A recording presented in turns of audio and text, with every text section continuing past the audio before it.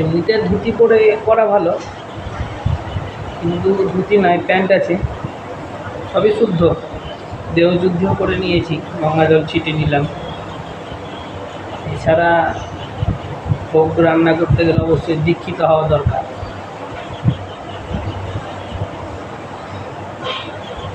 দীক্ষা গ্রহণও হয়ে গেছে আমার, 12 সেবাশ্রমে দীক্ষা গ্রহণ করেছি কিছুদিন হলো।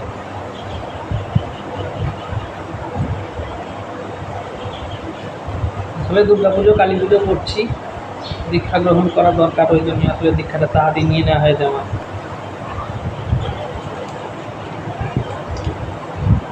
দান সব কিছু হয়ে গেছে।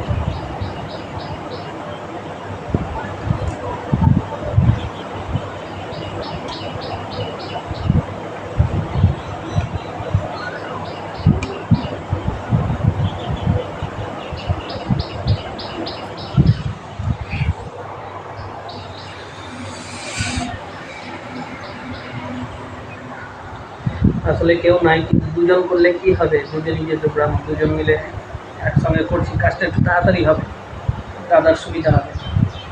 এই দাদারা হচ্ছে ব্যানার্জি, আর যেটা শুভদা, যেটা আমি গীতেশ্বরী মন্দির, পুরাতন গীতেশ্বরী মন্দিরে যাই, ওদের টাইটেল হচ্ছে চক্রবর্তী। আর আরেকটা যারা আছে, যেখানে গীতেশ্বরী, পুরাতন গীতেশ্বরী মন্দিরের পাশেই যে মন্দিরটা রয়েছে, যে মন্দিরটা বললাম আমি, যে একজন সাধকের পঞ্চমন্দির আসন রয়েছে ওখানে, তো ওইখানে যারা পুজো করে তারা হচ্ছে ভট্টাচার্য।